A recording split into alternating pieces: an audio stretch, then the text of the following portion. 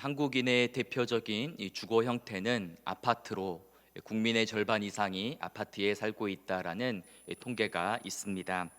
외국인들의 눈에 이 한국은 아파트 공화국이라고 불리는데 최근에는 실제 거주의 목적보다는 투기의 수단으로 더 많은 사람들의 관심을 받고 있습니다.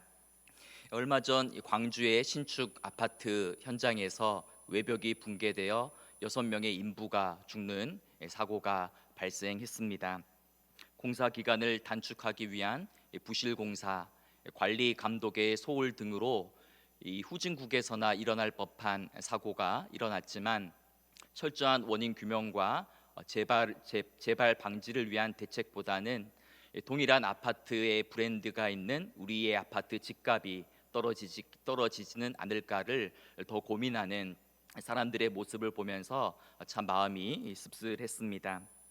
여러분 주변에도 또 우리 교회 주변에도 연일 더 높은 고층 아파트들이 마치 경쟁하듯이 솟아오르고 있습니다.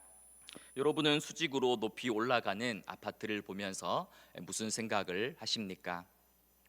이 점과 점 사이를 가장 빠르게 연결하는 선은 직선입니다. 오늘날 현대인들은 남들보다 더 빨리 목적지에 도착하고 또 더 많은 성과를 내고 더 높은 고지를 점령하기 위하여서 직선적인 삶을 추구하며 살아갑니다. 속도와 경쟁과 효율과 성장을 중시하는 사회에서는 직선이 최고의 가치로 여겨지기 때문입니다. 그래서 사람들이 건축하는 인공적인 건축물들을 보면 초고층 빌딩, 고속도로, 또 터널, 철도 등은 모두 다 이 직선의 형태로 이루어져 있습니다. 반면에 하나님이 창조하신 이 자연과 피조 세계는 대부분 곡선의 형태로 이루어져 있습니다. 지구도 둥근 모양이고 산의 능선과 강의 물줄기, 바다의 해안선과 숲속의 길은 모두 부드러운 곡선의 형태를 띠고 있습니다. 그래서 세계적인 건축가로 유명한 안토니 가우디라는 사람은 이런 유명한 말을 남겼습니다. 직선은 인간이 만든 선이고 곡선은 신이 만든 선이다. 자연은 대부분 구불구불한 곡선의 형태로 이루어져 있는데 인간은 개발을 위하여 또 인간의 편리함을 위하여 산을 깎고 숲을 파헤쳐서 쭉 뻗은 도로를 만들고 흐르는 강의 줄기를 바꾸고 굽은 해안선을 메꾸어 직선의 세계를 만들어가고 있는 것입니다. 오스트리아의 화가이자 건축가로 유명한 훈베르트 바서도 이 자연에는 직선이 없다라고 말을 하면서 직선은 무엇인가? 직선의 세계에는 신이 없다. 직선에는 하나님이 없다라는 그러한 말을 남기기도 했습니다. 여기서 직선이라는 것은 우애를 용납하지 않는 완고함, 다른 사람을 살피거나 주변을 배려할 줄 모르고 오직 앞을 향해서만 달려가는 마음이라는 것입니다. 그리고 그러한 직선적인 마음에는 하나님이 함께할 그 틈이 없다라고 지적하는 것입니다. 이처럼 직선적인 마음은 모든 것을 자기 기준대로 자기 기준에 맞추어서 밀고 당기고 자기 기분대로 또 자기 기준대로 주무르려고 하기 때문에 이런 사람들은 하나님마저도 내 마음대로 바꾸거나 뜯어 고치려는 그러한 경향이 있다라는 이야기입니다. 현대인들의 이 삶과 문화 자체가 직선적인 성향이 강하기 때문에 우리는 신앙의 영역에서도 직선적인 하나님을 선호할 때가 많이 있습니다. 그래서 하나님이 지금 당장 나의 문제에 개입해 주시고 지금 즉시 나의 상황을 변화시켜 주기를 기대합니다. 하나님이 지금 즉시 내가 기도하는 것에 응답해 주시고 또 기적적이고 초자연적인 방식으로 내 문제가 해결되기를 원하는 것입니다. 우리는 빠른 하나님과 직선의 하나님을 좋아하지만 성숙한 그리스도인으로 자라나기 위하여서는 느린 하나님 믿기를 배우고 연습하며 곡선을 통해서도 일하시는 하나님을 만날 수 있어야 하는 것입니다. 지금 여러분의 마음에는 어떤 하나님을 믿고 계십니까? 성경을 우리가 읽다 보면 하나님은 많은 경우에 직선보다는 곡선으로 당신의 백성들을 인도하시고 훈련해 나가셨다라는 것을 쉽게 발견할 수 있습니다. 하나님은 출애굽한 이스라엘 백성들을 가나안 땅으로 인도하실 때에 지름길이 아니라 험하고 거친 광야 길로 우회하도록 하셨습니다. 애굽에서 가나안까지의 직선 거리는 약 320km밖에 되지 않지만 하나님은 40년 동안이나 험하고 구불구불한 광야 길로 그들을 인도하시며 그들을 훈련하셨습니다.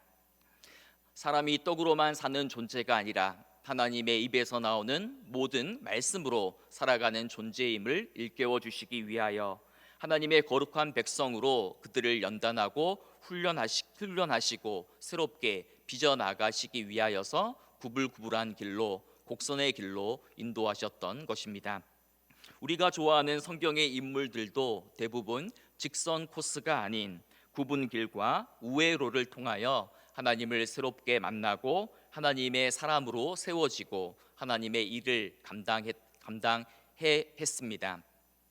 하나님은 애굽의 왕국에서 40년간 최고의 교육을 받았던 모세를 바로 사용하지 않으시고 미디안 광야에서 40년 동안 그를 낮추시고 훈련시키신 후에 이스라엘의 지도자로 사용하셨습니다. 하나님은 부모의 편애 속에서 자라난 꿈의 사람 요셉을 바로 사용하지 않으시고 오랜 노예 생활과 감옥 생활을 통하여 그를 단련하신 후에 애굽의 총리로 세우셨습니다. 하나님은 골리앗을 무너뜨렸던 다윗을 바로 사용하지 않으시고 사울로부터 도망다니는 오랜 연단의 시간 후에 그를 이스라엘의 왕으로 세워 주셨습니다.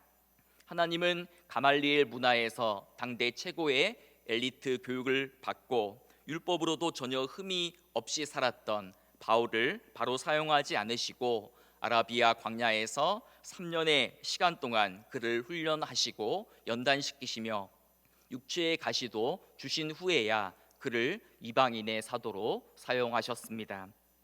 우리는 하나님이 나의 삶을 최단거리인 직선 코스로 빨리빨리 인도해 주시기를 원하지만 더 많은 경우에 하나님은 우리의 삶을 굽이굽이 천천히 이끌어 나가고 계십니다. 우리는 쉽고 평탄한 길로 빨리 가고 싶지만 하나님은 험하고 먼 길로 우리를 이끄실 때가 많이 있습니다. 우리는 늘 조급하고 더 빨리 가지 못해서 안달하고 있지만 하나님은 우리의 생각보다도 훨씬 더 느린 속도로 일하시며 천천히 걸으십니다. 우리는 가장 빠른 지름길을 원하지만 하나님은 구불구불한 곡선으로 우리의 삶을 인도해 나가고 계시는 것입니다. 오늘 전도서 기자는 본문 13절에서 하나님께서 행하시는 일을 보라, 하나님께서 굳게 하신 것을 누가 능히 곧게 하겠느냐라고 말씀합니다. 여기서 굳게 하신 것이란 우리 삶에 원치 않는 그러한 어려움, 고난, 역경, 슬픔과 질병, 죽음 등을 가리키는 말입니다. 그런데 하나님께서 이렇게 굽게 하신 것을 누가 능히 곧게 하겠느냐라고 반문합니다. 아무도 하나님이 구부려 놓은 것을 펼 수 없다라는 말입니다. 그러니 하나님이 구부러뜨리셨다면, 구부러지게 하셨다면 왜 굽게 하셨는지 하나님께서 행하시는 일을 보라라고 말하는 것입니다. 여기서 보라라는 것은 생각하라, 숙고해 보라라는 뜻입니다. 즉 하나님이 굽게 하셨다면 왜 굽게 하셨는지 그 길 뒤에 숨어 있는 하나님의 뜻과 섭리를 깊이 생각하고 숙고해 보라는 것입니다. 그리고 이어지는 14절에서 이렇게 말합니다. 형통한 날에는 기뻐하고 공고한 날에는 되돌아 보아라. 이 두 가지를 하나님이 병행하게 하사 사람이 그의 장래일을 능히 헤아려 알지 못하게 하셨느니라. 전도서 기자는 우리 인생에는 형통한 날도 있고 공고한 날도 있다라고 말합니다. 맑은 날이 있는가 하면 흐린 날도 있고 기쁜 날이 있는가 하면 슬픈 날도 있다라는 것입니다. 매일 햇볕만 내리쬐는 곳은 금방 사막으로 변한다라는 속담이 있습니다. 우리는 매일마다 맑고 화창한 날을 원하지만 하나님은 형통한 날과 공고한 날을, 맑은 날과 흐린 날을 번갈아 주신다는 것입니다. 그렇다면 우리는 형통한 날과 공고한 날을 만날 때에 어떻게 반응해야 하겠습니까? 먼저 형통한 날에는 기뻐하라라고 명령합니다. 그런데 여기서 기억해야 할 것은 이 형통함이, 내게 찾아온 이 형통함이 나의 능력이나 내 수고의 결과로 주어지고 생긴 것이 아니라는 것입니다. 내 인생에 찾아온 형통함은 하나님의 전적인 은혜와 자비와 사랑 가운데 주어진 선물이다라는 것을 바르게 인식해야만 합니다. 내가 뛰어나거나 내가 잘나서 지금 내가 형통한 것이 아니라 모든 것이 하나님의 은혜임을 기억하며 감사하고, 그러는 가운데 하나님을 찬양하는 가운데 기뻐하는 삶을 누려야 한다라는 것입니다. 반면에 인생의 공고한 날에는 되돌아보아라라고 명령합니다. 여기서 되돌아보아라라는 말도 역시 생각하라, 숙고해 보라라는 뜻입니다. 13절에서 하나님께서 행하시는 일을 보라라고 했는데, 여기서 이 보라라는 동사, 이 보라라는 말과 동일한 단어가 바로 24절에 나오는 되돌아보아라라는 것입니다. 즉 인생의 공고한 날에, 굽은 날에는 절망하고 낙심하고 슬퍼하기보다는 오히려 삶을 돌아보고 성찰하며 생각해 보라라는 것입니다. 그렇다면 우리가 생각해야 될 것은 무엇이겠습니까? 그것은 나의 어떤 실패나 나의 잘못한 과거나 나의 무능함을 한탄하며 그것을 생각하며 자책하라는 뜻이 아니라, 하나님의 뜻이 어디 있는지, 하나님의 주권적인 섭리와 계획을 생각해 보고 헤아려 보라라는 것입니다. 우리의 삶의 여정에서 공고한 일을 만나게 될 때에 우리는 인생의 헛됨이나 무의미함 속에 갇혀서 탄식하고 앉아 있어서는 안 되고, 오히려 이 상황을 통하여서, 이 역경을 통하여서 하나님이 나에게 무엇을 말씀하시는가, 하나님의 길과 뜻과 섭리가 어디에 있는가, 그것을 생각하고 묵상하는 기회로 삼으라는 것입니다. 왜냐하면 길을 만드신 분이 하나님이시고, 또 그 길을 굽게 하신 이도 하나님이시고, 공고한 날을 주신 분도 바로 하나님이시기 때문입니다.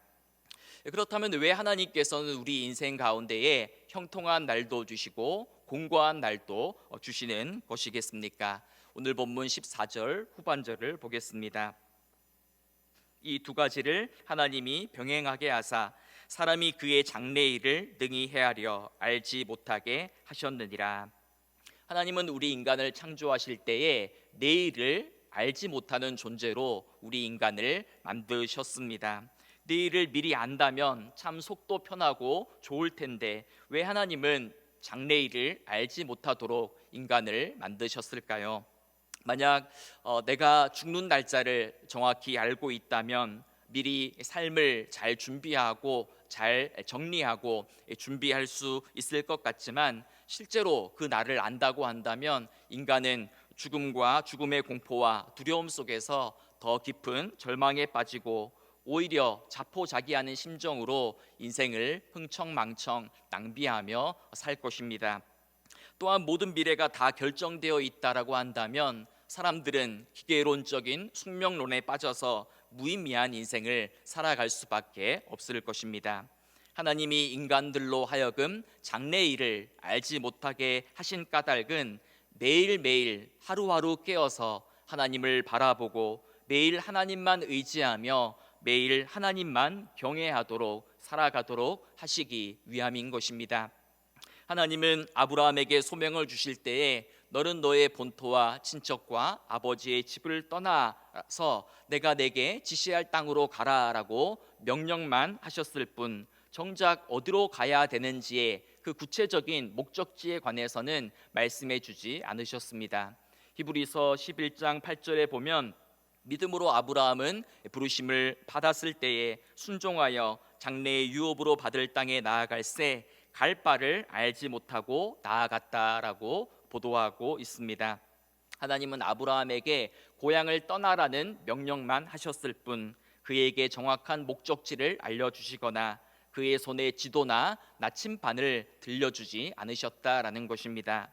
만약 하나님께서 아브라함에게 목적지를 미리 알려주셨다라고 하고 그의 손에 지도를 쥐어주었더라면 아브라함은 분명 자신의 지식과 경험을 의지한 채 목적지를 향해 나아갔을 것입니다. 하지만 하나님은 그런 방식으로 일하지 않으시고 아브라함에게 확실한 것을 보여주지 않음으로 인하여 오히려 도리어 항상 깨어서 기도하며 매 순간 한 걸음 한 걸음을 인도하시는 하나님을 의지하며 신뢰하도록 만드셨던 것입니다.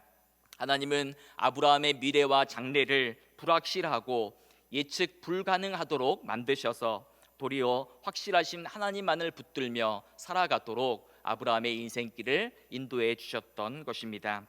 여러분, 우리는 내일을 알지 못해서 불안해하고 또 두려워할 때가 많이 있지만 하나님의 관점에서는 오히려 보이지 않는 미래가 우리가 내일을 알지 못하는 것이 우리에게 더 유익하기 때문에 장래일을 알지 못하도록 하신 것입니다. 전도서 3장에 보면 때에 관한 유명한 시가 등장합니다.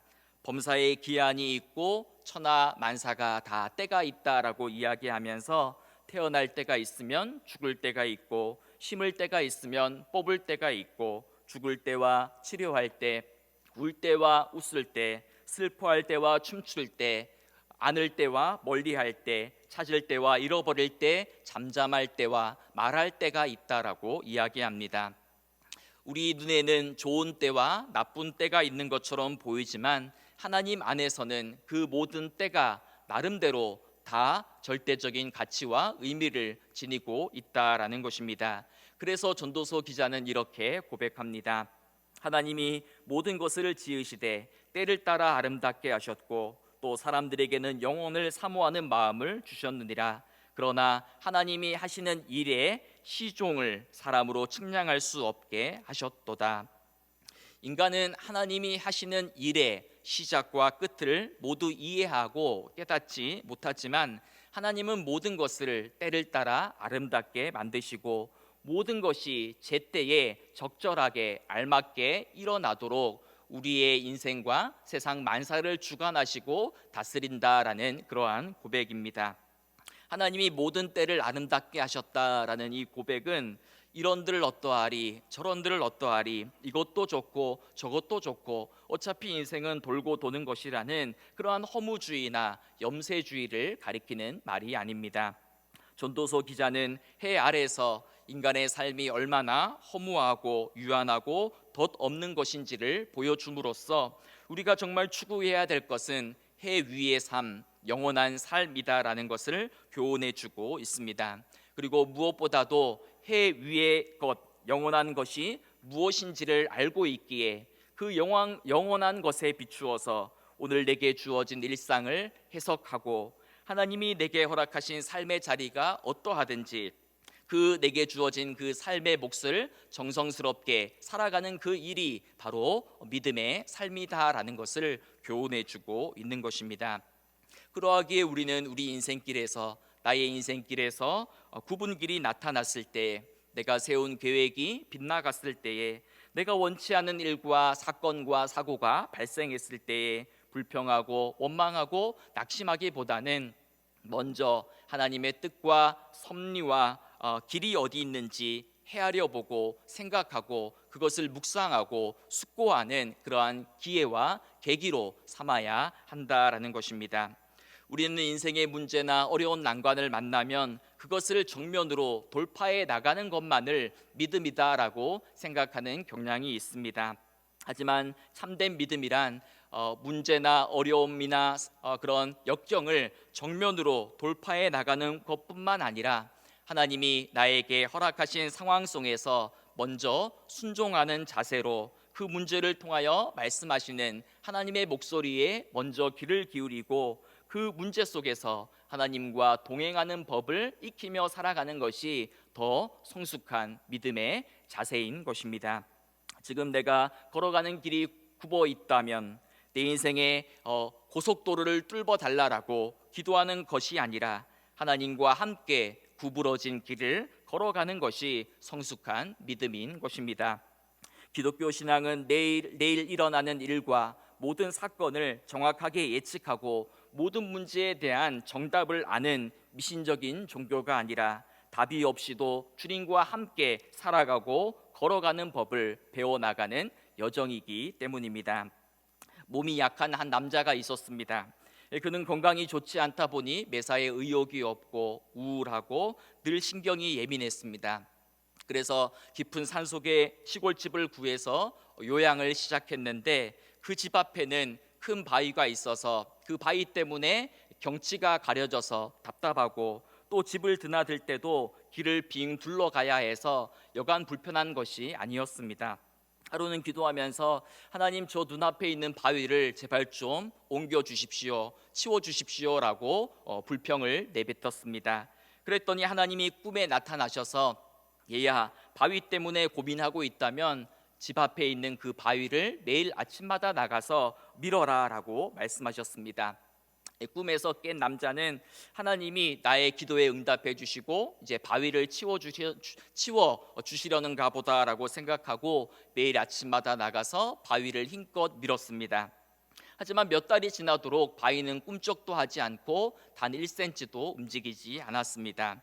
그 사람은 더 화가 나고 또 속상해서 원망과 불편이 섞인 기도로 하나님께 내뱉었습니다. 하나님이 이 바위를 옮겨주신다라고 해서 지난 8개월 동안 아침마다 이 바위를 밀었는데 바위는 꼼짝도 하지 않고 그대로 있습니다. 너무하신 것 아닙니까? 몸도 아파서 이 산속 깊은 곳에 왔는데 아니 이 바위까지도 저에게 이 스트레스를 주다니 라고 하면서 원망과 불평을 내뱉었던 것입니다.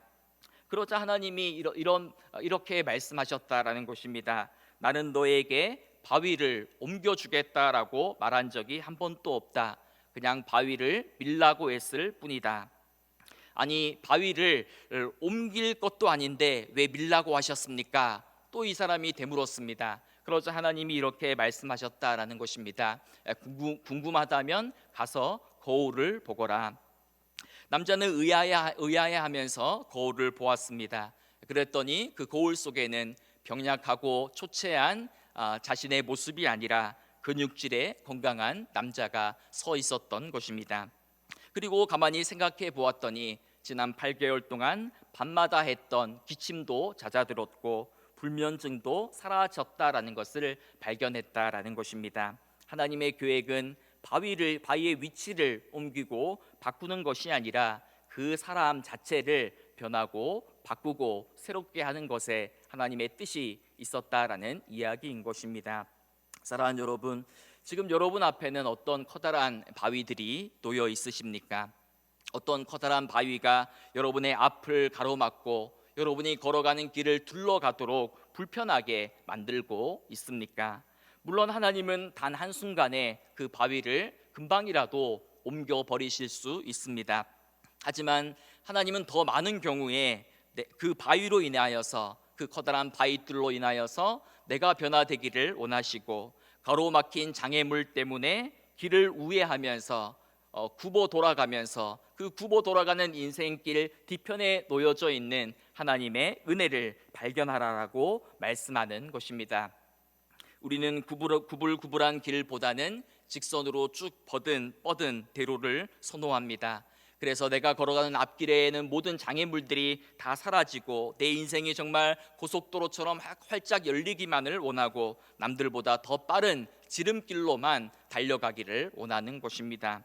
하지만 쭉 뻗은 도로를 빠른 속도로 질주하는 사람들의 눈에는 길가에 핀 꽃에 그러한 향기를 맡을 수도 없고 또 길가에 있는 그러한 풀벌레의 소리도 들을 수 없을 것입니다.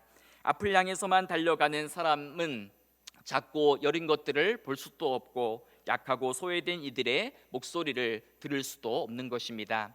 크고 강한 바람 소리와 지진과 불 속에서만 하나님을 만나려고 하는 사람은 세미한 음성으로 말씀하시는 하나님의 그 소리를 듣지 못하는 것입니다. 여러분은 지금 직선의 대로를 걷고 계십니까? 아니면 굽이굽이 돌아가는 좁은 길을 걷고 계십니까? 빨리 가려거든 직선으로 가고 멀리 가려거든 곡선으로 가라라는 말이 있습니다. 때로는 우회해서 굽은 길로 가는 길이 직선으로 가는 길보다 더 빠를 때도 있고 또 더 멀리 갈 때도 있는 것입니다. 우리에게는 곡선으로 보이지만 하나님이 보실 때에는 그 곡선이 오히려 가장 빠른 직선일 때도 있는 것입니다. 우리는 직선의 욕망과 직선의 욕심에 사로잡혀 있지만 하나님은 곡선을 통하여 우리에게 매일 매 순간순간마다 하나님을 더 의지하고 사랑하고 경외하는 법을 가르쳐 주시는 것입니다. 사람들이 직선을 좋아하는 까닭이 무엇입니까? 직선은 앞이 뻥 뚫려 있기 때문에 앞에 있는 어떤 문제나 장애물들을 쉽게 예측하고 계산하고 그것에 쉽게 대처할 수 있습니다. 하지만 이 곡선은 굽이 휘어져 있기 때문에 앞날을 예측하고 계산하기가 어렵습니다. 그래서 우리는 본능적으로 예측 가능하고 통제 가능한 직선을 더 선호하며 살아가는 것입니다. 하지만 직선으로 잘 닦여진 길 위에서는 교만해지기 쉽고 하나님의 은혜와 또 도우심을 더 경험하기가 어렵습니다. 여러분의 인생길도 한번 되돌아보시기를 바랍니다. 여러분은 지난 세월 언제 하나님을 깊이 만나셨습니까? 형통한 날입니까? 아니면 공고한 날입니까? 사실 형통한 날에는 교만하기가 쉽고 자기를 드러내고 자기를 자랑하기가 쉽습니다. 하지만 인생의 공고한 날에 더 이상 길이 보이지 않을 때에, 내가 세운 계획이 모두 다 무너졌을 때에, 더 이상 내 힘으로 할 수 없어서 빈손으로 하나님 앞에 나아갈 때, 그때 비로소 우리는 하나님의 사랑과 은혜와 자비와 하나님의 살아계심을 더 생생하게 경험할 수 있는 것입니다. 그래서 시편 기자는 고난당한 것이 오히려 내게 더 유익합니다. 이로 말미암아서 내가 주의 말씀을 배우게 되었습니다 라고 고백했던 것입니다. 여러분, 우리 인생길에서 마치 찬송가의 그 가사처럼 내 평생에 가는 길 순탄하여 늘 잔잔한 강 같든지 큰 풍파로 무섭고 어렵든지 나의 영혼이 늘 평안할 수 있는 까닭은 바로 하나님이 늘 나와 우리와 함께하고 계시기 때문입니다. 내가 걸어가는 이 길이 때로는 굽어 도는 것처럼 보이고 내가 세운 계획이 빗나가고 나의 모든 꿈과 희망이 덧없이 사라질 때에도 우리가 여전히 하나님을 신뢰하고 사랑할 수 있는 까닭은 하나님께서 바로 내가 가야 할 길을 가장 정확히 알고 계시기 때문입니다.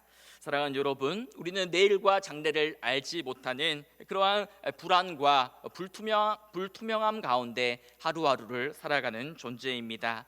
하나님께서 우리로 하여금 미래를 알지 못하는 존재로 우리를 만드셨기 때문입니다. 우리는 내일 무슨 일이 일어날런지 내일 일과 장래 일을 알지 못하지만 누가 나의 내일을, 누가 나의 앞날을 붙들고 계시는지는 정확히 알고 있습니다. 오늘 나의 삶을 돌아보면 정말 무엇 하나 내 뜻대로 되는 일이 없고 모든 것이 질서 없이 뒤죽박죽 엉망진창인 것처럼 내 삶이 여겨진다 할지라도 하나님은 한치의 오차도 없이 우리의 삶을 이끄시고 가장 최선의 길로 저와 여러분의 삶을 인도해 나가시는 것입니다. 그러하기에 로마서 8장 28절의 그 고백처럼 하나님을 사랑하는 자, 곧 그의 뜻대로 부르심을 입은 자들에게는 모든 것이 합력하여 선을 이루기 때문입니다.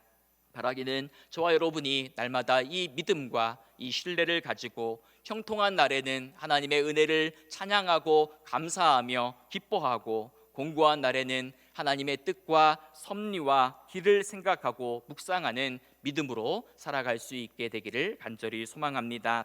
나의 앞날이 주의 손안에 있사오니 즐거운 날이나 때로 슬픈 날이나 날마다 우리 주님을 찬양하며 때로 우리 인생길에서 굽은 길을 만날 때에 곡선 속에 숨겨놓은 그 하나님의 은혜와 은총을 더 많이 발견할 수 있는 우리 모두가 되었으면 좋겠습니다. 내가 세워놓은, 내가 계획해 놓은 그 길에 대한 조급함을 버리고 주님의 인도하심을 따라서 날마다 한 걸음 한 걸음 주님과 동행하며 살아가는 우리 모두의 복된 인생이 되기를 간절히 소망하며 축복합니다. 때를 따라 모든 것을 아름답게 하시는 하나님, 형통한 날에는 주님의 은혜를 기억하고 찬양하게 하시고 공고한 날에는 주님의 뜻과 섭리를 헤아리며 생각하는 믿음을 더하여 주옵소서. 직선의 욕망으로 가득 찬 세상 속에서 빠른 하나님, 직선의 하나님만을 찾지 않게 하시고 느리게 일하시는 하나님, 곡선을 통해 일하시는 하나님을 발견할 수 있는 은혜를 부어 주옵소서. 비록 내일을 알지 못하지만 나의 앞날이 주의 손안에 있음을 신뢰하며 주님만을 나의 길로 삼고 살아가는 저희 모두가 되게 하여 주옵소서. 예수님의 이름으로 기도드립니다. 아멘.